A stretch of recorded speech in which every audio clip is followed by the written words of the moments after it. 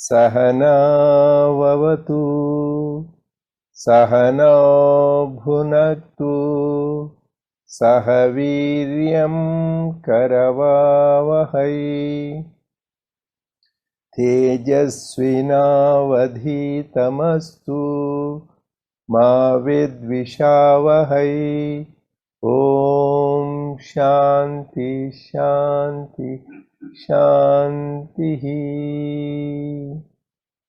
May the Lord protect us. May He nourish us. May we acquire the capacity to study and understand the scriptures. May our study be brilliant and may we not cavil at each other. Om, peace, peace, peace unto us all. Dear brothers and sisters, loving Sai Ram to all of you. We welcome all of you for the online satsang of the Sri Sathya Sai Baba Center of Arcadia. First, I would like to wish all of you a happy and holy Navaratri. These also called Dasara. These 10 days, they are celebrated worshipping the Lord, God in the form of Divine Mother as embodiment of love.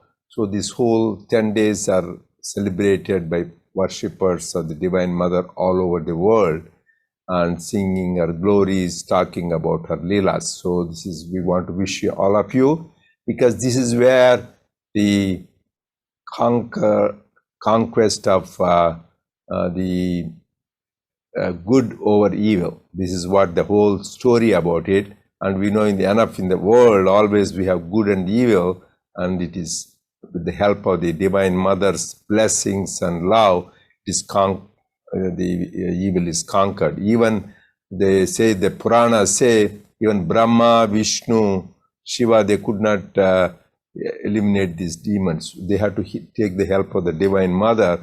Then she has to come and get rid of these demonic forces. So it is nice because Mother's love is unconditional and infinite. So we need to think about that during the time. And Swami used to talk about it. And Swami gave the vision of Divine Mother to many people during those early days during the Dasara celebrations. So you can read it in the Swami's biography, Satyam, Shivam, Sundaram, and other experiences of the devotees.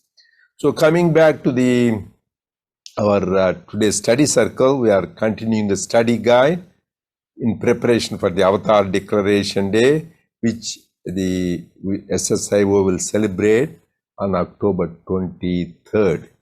So we will have 2 broadcasts. So you probably have received already the email about that.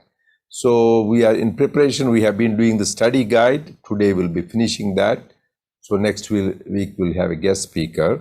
So the theme is very important for all of us: faith and surrender. So just briefly recapitulate, we already discussed this last couple of weeks. So number 1, faith. Swami says faith is called Shraddha, or also called Vishwasa. Swami says it should be Vishwasa, should be our Shwasa. That means faith should be our life breath. So you cannot live without breath. So we should always remember that faith is the most important prerequisite for a spiritual seeker. So that is what Shraddha is, very important, faith. Second thing is, the whole spiritual journey we talked about is traveling from one shore to another. That means we want to be liberated. The shore, one shore is Samshayatma Vinashyati. Man with doubts will perish. Then you cross by your spiritual practice just to the other shore. And there, Shraddhavan Labhate Jnanam.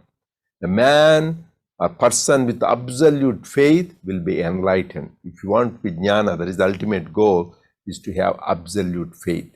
The whole travel is, if you have doubts, get rid of the doubts and travel where there is absolute faith, so that you will get that Shraddhavan Labhate Jnanam. Faith in what? Faith, number 1, in God. That is why Swami says, Asad, Devudunnadu, like Panchachari mantra. God is, Godis. God is in English. Devudunnadu, he said in Telugu. So first you should have the conviction there is God. So we should have complete faith in God that He takes care of us. Second is faith in the scriptures. What are scriptures? Scriptures are nothing but the words of God, whether it is Bhagavad Gita, or whether it is in the Ramayana, or whether it is Sathya Sai Speaks, Vahinis, or Bible, Quran, anything the words of God are scriptures. So we should have complete faith in that. Third, faith should be in the holy people, sages and saints, who live those teachings. By their example, you can learn. Great people, just by seeing them, living around them, you will live that. You should have faith in the rishis. Finally, most important is faith in oneself, Atma Vishwasa. So this is the faith we should have. So when you have this faith, Swami gave a beautiful example, two examples. You don't need to be a great scholar. It is nice to know Vedas, Upanishads, scriptures, and all that is good, because that will give you a more in-depth meaning of what we do. But you have to have purity. That is more important than scholarship. Like he gave the example of that little boy. You should remember these stories imprinted in your heart. The boy traveling in the forest, and he was alone. His mother said, call for your brother Krishna, Lord Krishna, he will come. And this boy with childlike faith, innocently called, and the Lord Krishna came. That means we should have childlike faith, completely trust in the Lord and the scriptures. Second example, last week we talked about Shabari, how the great devotee Shabari, so she, even though she was not a scholar, she was a tribal lady, but she believed in the words of her teacher, Rishi, I was Matanga Rishi. Lord will come one day and you will be blessed. And she waited every day as if that day is coming, that kind of perseverance and patience. And the day the Lord came, she gave them the tasted berries, which he, with love he took it, and with one darshan, Agni, Yoga Agni, she just merged in the Lord. That kind of purity, simplicity, and faith in the words of the teacher and guru. So that is the results to have. So we have the two examples Swami gave. But this faith, as I said, we need to nurture it. So, but there are obstacles for faith. You should be careful with the company you keep. Swami gave the example of Lakshmana. So if a bad company, bad people, whatever little faith you have, that will go down the tube. So you will lose that faith. So be careful whenever, that's why Bhadrang Karnebi, always hear good. If somebody is talking negative, oh, God doesn't exist, why this is happening, nicely walk away or close your ears or think about something else, even though you cannot be rude to people. So main thing is avoid bad company. Because Swami gave the example, great devotee like Lakshmana, who sacrificed his kingdom and then family like mother and wife and even sleep. So he got doubts when he went to this place which was inhabited by the demons at one time, Shurpanaka. So even the places have vibration, things have vibrations, places have vibrations, and people have vibrations. So we should be careful, otherwise they will shake your faith. So we should be careful to avoid that. This is about faith we talked about. Then we talked about surrender. So briefly I'm giving the highlights. Surrender is the ultimate words in spiritual life. So we should completely surrender. Surrender what? First, in the beginning stages, we say, well, I surrender my body, my mind, my intellect, my wealth, my energy, because this is all God-given, you give. That means at least you are recognizing that it is God-given, you give. But that is the beginning stage. As you progress, you realize it doesn't belong to you. Like your child, you give your car, you give, it is always yours. That guy says, oh, dad, now you can use it. It is yours always. Similarly, it all belongs to God. And realize, the very fact you realize, then you turn higher up, you express gratitude to God. Lord, you have given me this body, this mind, this intellect, this money, which I could use to serve you and the humanity. That is better stage. Then ultimately you will realize nothing belongs to you, higher stage. Everything belongs to God only. What all is, God exists. And the highest stage is, there is nothing but the divine. That all exists. The ultimate surrender is, you don't see good, bad, they sing the song, everything is a sign of His grace. That is the ultimate surrender. That means you're always in bliss. There is nothing you like, you don't like. That is why in Rudram it is said, Agorebhyo, Tagorebhyo, Gora Gora Tarebhya. Sarvebhyo, Sarva Sarvebhyo, Namaste Astu. The good, the evil, the mixture of the thing, it all exists all over the world. It is all Rudra. It is all divine. That is the ultimate stage of surrender. That is where we talked about two important shlokas.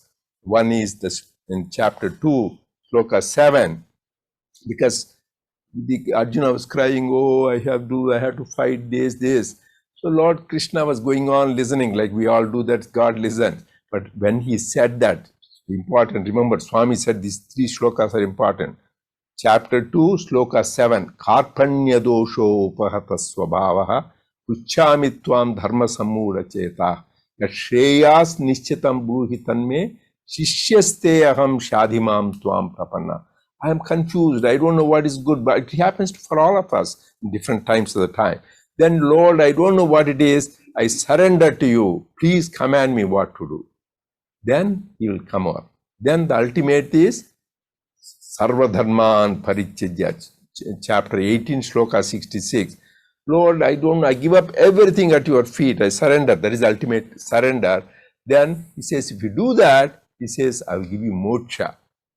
Moksha ishyami masucha. Then I will take away your grief and I will take away your sins. That is the assurance. So that is ultimately we should reach that act of surrender. Swami gave the example for surrender. Arjuna gave the example of Lakshmana. There are many stories like Bali is another greatest example of surrender. Even though he knows he will lose the whole kingdom, he completely surrendered. There are many instances, even in Swami's life history, we can come across many devotees who have that kind of complete surrender. So that is the ultimate last word. There is no difference. Even Bhagavan Ramana Maharshi used to say no difference between complete surrender and jnana. They are the same.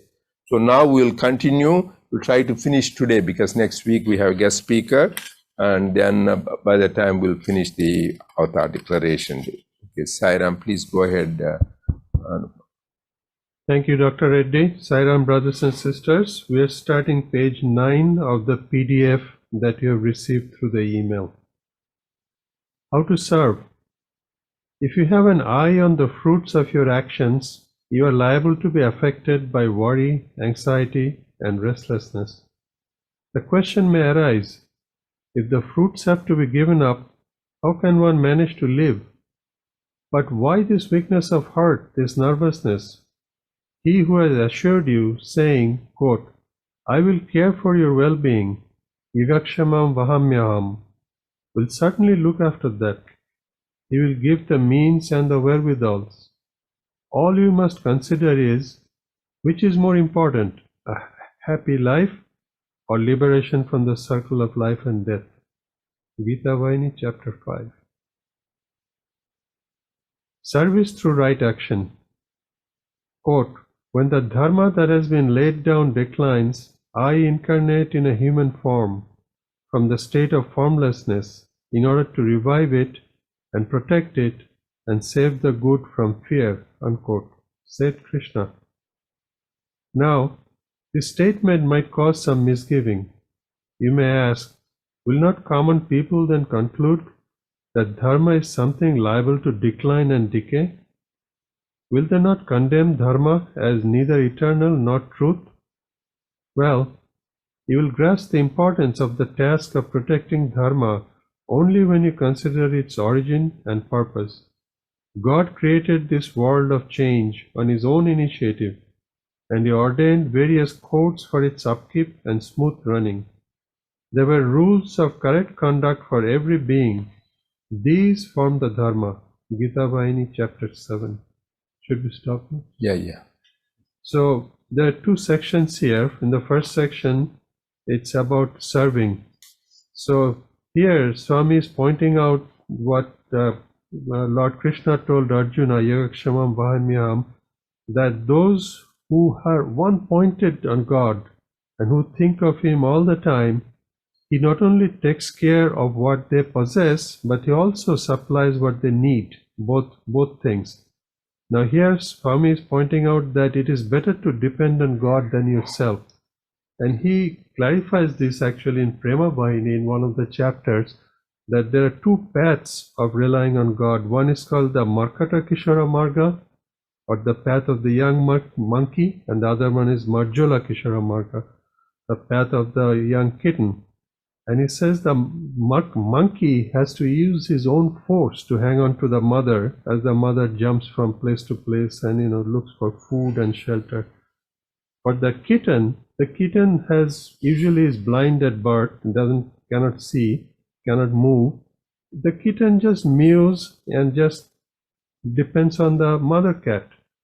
So he says that path is superior because here God, who is our mother and divine father, he knows everything. He is omnipotent, omniscient, omnipowerful. So depending on him is the better path than depending on yourself. And so this is one of the main lessons of the Bhagavad Gita that Swami explains so clearly here. Then the right action, which is called Dharma, the 5 fundamental truths, Satya, Dharma, Shanti, Prema, Ahimsa, Dharma appears right after truth being the highest. And many people misinterpret this as Dharma being something that goes up and down. And Swami in another discourse said, it's like radio waves or light waves all around you. Can you see light waves if you don't have eyes or if you don't have an instrument? You cannot. Can you hear the music if you don't have a radio transmitter? You cannot. So like that, we have to tune ourselves to God to get the benefits. And then there are different stages of Dharma throughout life. There is Dharma for the student, there is Dharma for the householder, forest dweller. The Swami says the highest Dharma is Atma Dharma, Dharma of your own self. And to learn who you are and act accordingly is the highest Dharma for everybody that we should do. So those are my quick comments. Over to you. So first here I will briefly say, because we'll come back if there is anything not covered later on. So the 2 points here I want to say. First is Swami is telling is giving up the fruit of action, because all of us are involved in action from morning to evening, right? Either at work or at the family or in the society and the organization. Even Lord Krishna, he says, Nahi kaschit kshanamapi jatu tishtatya karmakrit. So not anybody, even for a moment, will be without action. Somebody said, how can be I am just still? But you are acting, your heart is beating. The minute that is not acting, you're gone. Are you breathing without your knowledge working? So action is the time we are born, always we act.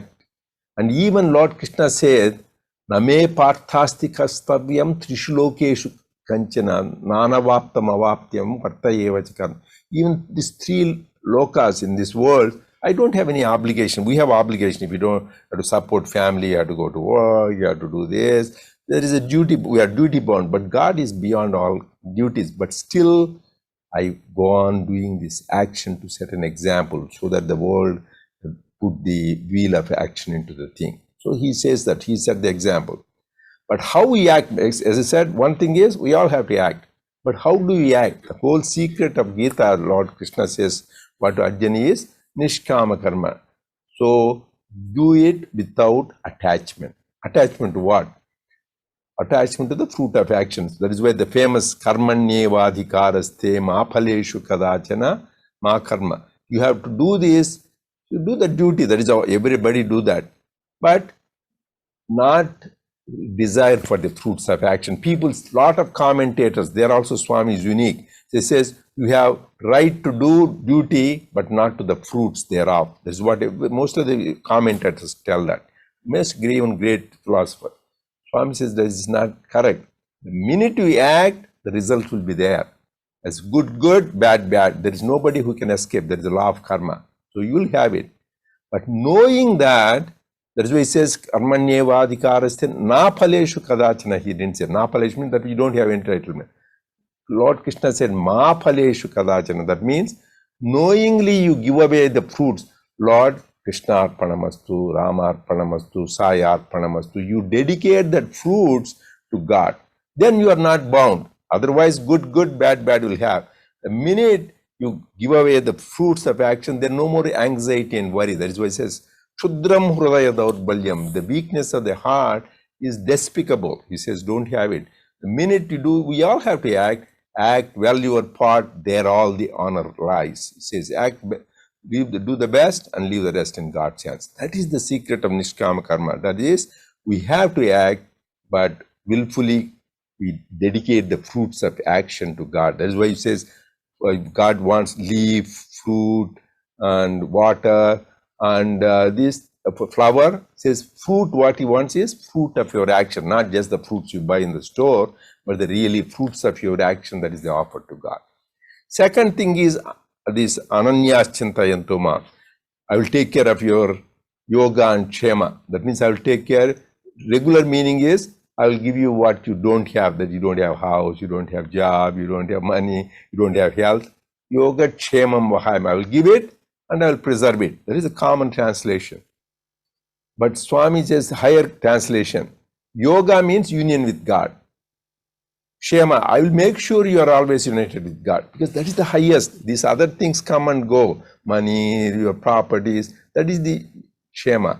But the highest is yoga kshemam. The common understanding is he will give you this. The highest is I will take care of your yoga union with God. And another thing is, but there is a condition. People say, Swami will take care. That is the laziness. Ananyas chintayanto mam ye jana pariyupaste. Always, if your mind should be going on thinking whether you breathe God, eat God, drink God, walk God. So you should be saturated at all levels with the divine thoughts, divine words. Then he will take care. So first condition is Ananyas Chintayanto Mam Yajana. If you do this, all things, I will take care of you. Everything. I'll make sure you take care of daily, your worldly needs. But higher than that is the needs, your ultimate, which is liberation itself. So that is what it is. And there is another higher meaning I'll talk about later, otherwise we won't have time. Second is, here talks about practice of Dharma. Famous sloka, Yada Yada Hi Dharmasya Glanir Bhavati Bharata. Whenever there is a decline in Dharma, I will incarnate from age to age. That is the translation most of the people give.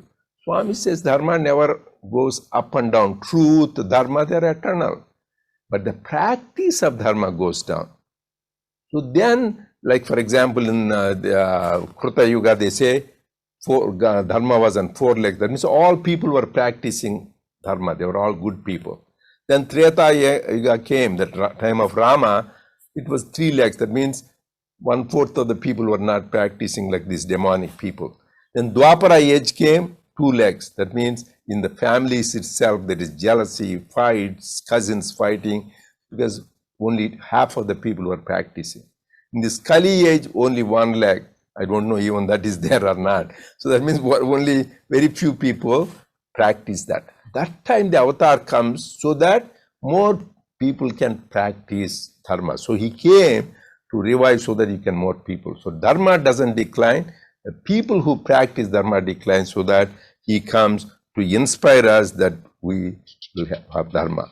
So, and we talked about Dharma also many times, at the different levels, the Dharma, Varna Dharma, Ashrama Dharma, and Laingika Dharma, Atma Dharma, many times. We don't want to go into that, but just is to the Dharma. That is very important. See that we practice Dharma. Then we'll continue and come back there. Yes.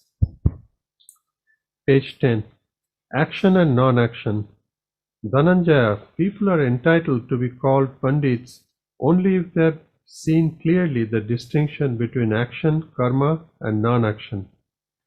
If they have only stuffed in their head what they read in books, they are not Pandits. The Pandit must have an intellect that grants the vision of the truth. When that vision is gained, all action becomes ineffective and harmless. The fire of wisdom has the power to consume and burn karma. Some people say that a wise person, Jnani, must perforce suffer the consequences of action in previous births, prarabdha karma. They cannot be escaped. This conclusion is drawn by other people. It is not the experience of the wise person.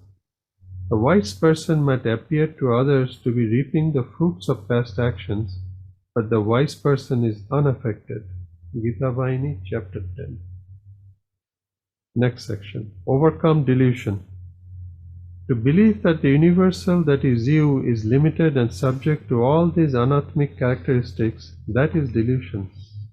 But remember, delusion dares not approach anyone who has taken refuge in me. For those who fix their attention on delusion, it operates as a vast oceanic obstacle.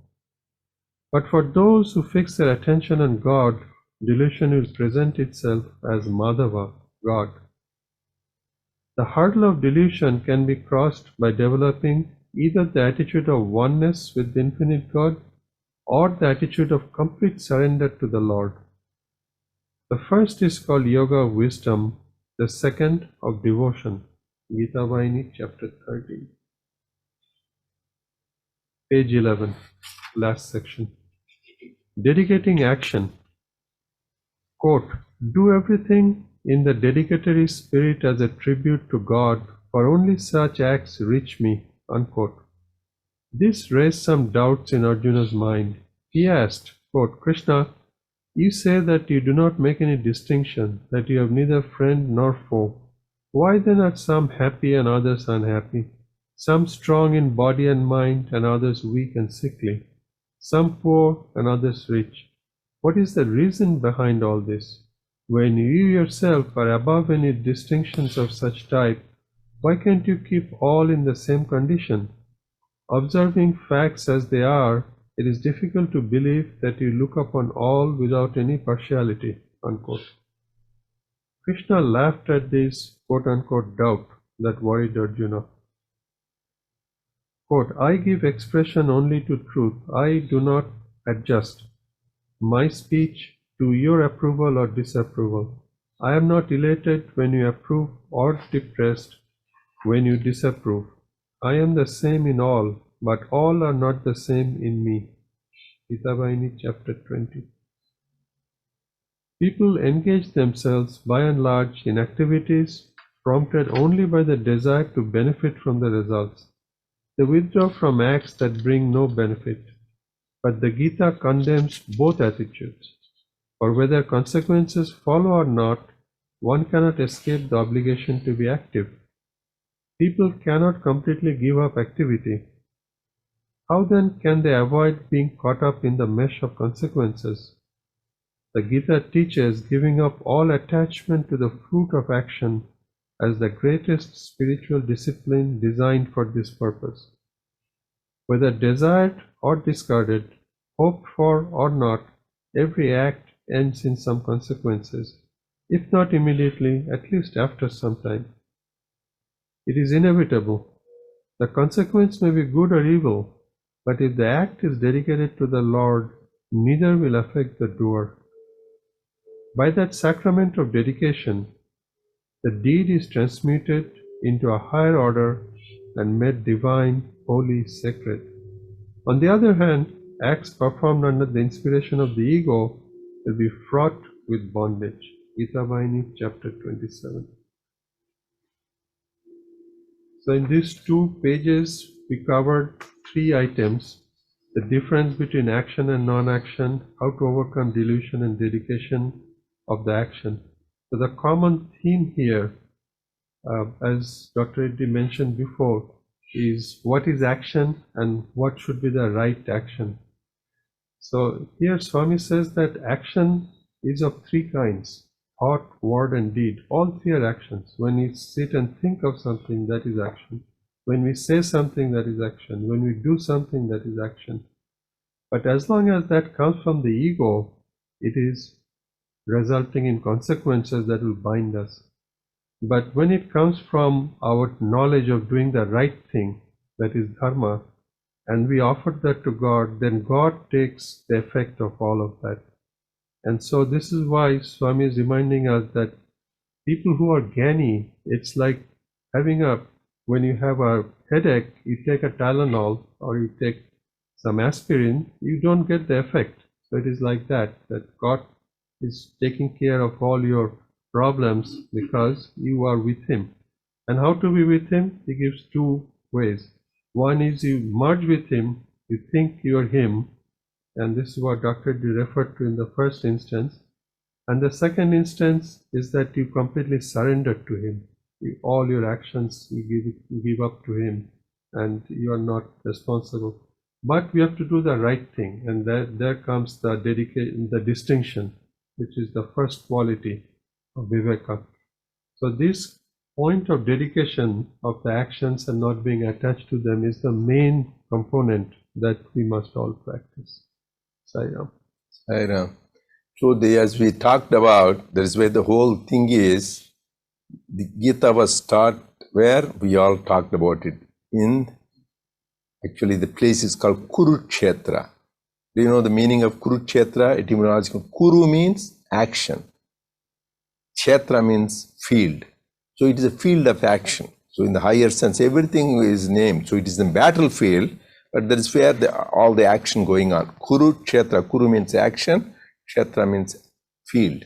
So there's a field of action. And every day we are all involved in this Kurukshetra, which is a war. I said, no, I said, I am not in a war, someplace maybe. But the war happens within us itself, negative and positive. Oh, shall I do this, not that? Sometimes mind wants to run our desires, negative things. Oh, no, it's not good to do. Swami said not to do. Within. Sometimes the war happens in the family, between differences between children, parents, and husband and wife. That is happened. And war can happen at workplace, between the peers, between the boss and people up and down. And that means any conflict, any challenges, and it happens. Or it could happen in a community, it could happen in the nation. So this is a part of life. You cannot avoid that. But in this situation, what should do? That is what Lord Krishna is telling. Do the best. Think that God, use the fundamental discrimination. Is it for the highest good of all? And remember, God is the doer. So two major problems when it keep us in bondage, because once you do work, you will be in bondage. There is no question. Even good also will get you bondage. That is why beautifully Swami says, good work, you'll have golden chains. Bad work, you will have iron chains. So chain is a chain, it will bind you. You should go beyond the good and bad. So that is the highest. How to do that? Then you dedicate all your actions to. Once you say, Sai Arpanamastu, Rama Arpanamastu, Krishna Arpanamastu, he is responsible for getting all the results. But you should not take a credit. Okay, some good things happen. Okay, I did this. Some bad. There is a beautiful story which I shared before, that there is a nice guy. He's a spiritual guy. So he developed a beautiful garden near a temple. So he used to take care of that, and it was everybody telling what a beautiful job you are doing. So one time a cow came, and then it was grazing. So he was so mad. He spent so much time, and he hit it hard with the stake. He didn't expect that, dropped dead. And killing a cow, according to scriptures, Gohatya is one of the heinous sins, very bad sins. So he didn't know. Then meanwhile, so he said, oh, I didn't do that. The Adhisthana Devata for hand is Indra. But each one, like eyes, the Adhisthana Devata, that means presiding deity is sun. So for the mind, the presiding deity is moon. For ears, like that, each one is said to be some presiding deity is there. So he said, it is his responsibility. I am not doer. Then Indra, they hear God's ears, Sarvata Pani Padam, Sarva, their ears and eyes are everywhere. Then he came in the form of a Brahmin, and he said, oh yeah, what a beautiful garden, so nice. It is, who did this? And he says, oh, who you are seeing me? I am the one who has been toiling day and night doing this. I have been doing that. Then he says, what happened? It looks like there's a cow which is dead. What happened? Oh, Indra, hey, when the hands are used for doing this, you take the credit, that you give to Indra. So similarly, when things are good, we just take credit. But for everything, there is nothing good, bad, everything we offer to God. That is the attitude. Then actions won't bind us. Otherwise, we'll be caught up in the cycle of birth and death. Even good things you do, you get merit, you will go to Swarga, you will go to heavenly places, and again, you come back. Chine punye, martya-loka vishanti. Once you finish your quota of good karma, you will again come back and be born as humans. But ultimately, you want complete liberation. So that is one. So the best is completely give that. That is why here Swami also said, to another thing I want to hear, Arjuna was asking, oh, you said you don't have a friend or a foe, or what is happening? I asked the same question to Swami a long time ago. This I shared also before. It's very important. Swami, you said, actually in Gita, I said, Name dveshtosti na priya. That means I have no special liking for anybody and no hatred for anybody. So no hatred, no liking. All are same. Because he says, Samas sarveshu bhuteshu tishtantam parameshwaram. I am equally sitting in all the beings. But in the whole chapter 12, Swami used to make students chant in those days, almost all major functions. Yo mad bhakta same priya. Actually, if you start shloka 13th to 20th, that man with this kind of qualities, who has no hatred, who has compassion, who is friendship, who is equanimity, I like him. It goes on saying that all those shlokas say, Yomat Bhaktas, that kind of man I love, that kind of devotee I love. It's contradictory. Here's, you go on saying, I love that kind I love, and he says, you don't. Swami says, everything samaya sandarbhat, in context. So if you are duality, you think God is separate, you are separate. The man with these qualities, God likes. If you have friendship, you have compassion, you have love, you have equanimity, you have no enmity, all these qualities we have, God loves you. But there is only one, because when there are two, I like you, when there's nothing two, there's only one thing exists, non-dual, Advaita Darshanam Jnana. When there's one thing exists, who likes who what? There's only one thing, there's nothing to like. When there are two, you like and dislike. So in the context of Advaita, this is nothing, that God is Sakshi Bhuta. But in the words of Dvaita, there is like and dislike. So beautifully Swami explained that. And another thing here, it talk about Pandit, the previous thing. Who is a Pandit? Swami was talking about, we all talk, Pandit means scholar. This is what everybody's Pandit means, scholar. Oh, he's a great Pandit. Pandit Pandit such and such they call. But definition of Pandit, according to Gita, is completely different. That's why here it said, 3 places he defines who is a Pandit. Number 1, in chapter 2, sloka 11. First I talked about, where chapter 2, sloka 7, where Arjuna surrenders. I have nothing, I am confused, I don't know, tell. And then Lord Krishna says. And the first sloka, Lord Krishna, this is chapter 2, 11. This is called Bija sloka. People think this is the root sloka. Here it says beautifully, Asocyan anvasochastvam prajnavadamscha bhashase gatasuna gatasuncha nanusochanti panditaha.